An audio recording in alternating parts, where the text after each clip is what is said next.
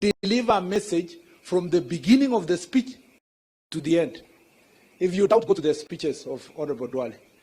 Honorable Duale will speak in a way that when the president now comes to speak in the culmination of the rally, everything had been brought together. It is now number 9 who is going to score the goal.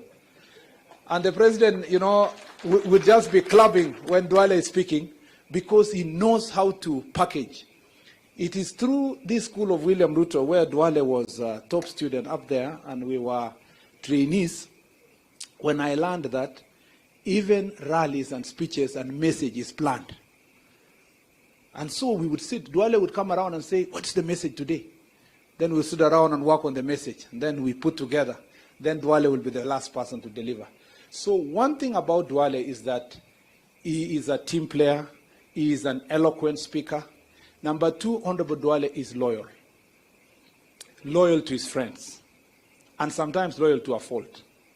I actually believed that after we were axed from the leadership positions, I actually thought you would choose to go with President Uhuru Kenyatta.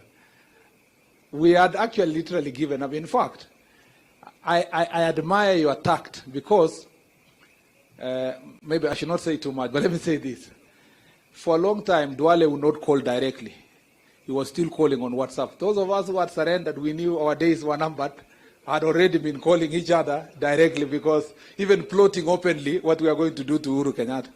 But Duale would come at night and come and sit with the president. So Uhuru Kenyatta was not wrong to sack you because he knew there was no doubt that anything was going to be plotted against the President William Ruto and you are going to sit in that room. So you must give him credit also that it's because of your loyalty that he had to get you out. But even in the hardest moment, there is no day Aden Duale betrayed President Uhuru Kenyatta. Not a single day.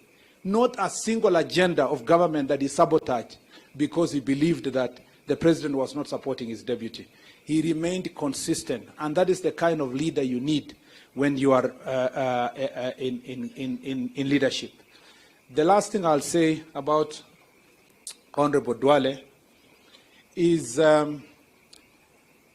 he was also wrong in many ways. I don't think I agreed with Duale in many things. And we disagreed publicly.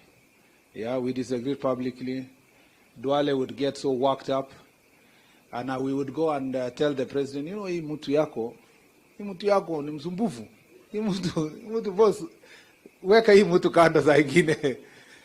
Particularly, we disagreed completely about the bicameral legislature. I was a mtu wa mkono of first majority leader of Senate, Professor Kindiki. And I think there are many things that you hurt us, Duale, because sometimes you are like an elephant.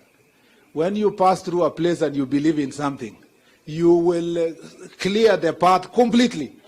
And many of your friends will agree with me that if you believe in something, everything else will have to give way for it. And even where we wanted to compromise a lot, to negotiate and compromise bicameral legislature, we never, you are no time for compromise. That's where we lost you. And as my friend, I'll tell you the truth, as a honest man. But because Memoirs is about history and times of all of us living, I did not come here to praise you. I just came to thank you for doing a good job. In the cabinet, I think time has come.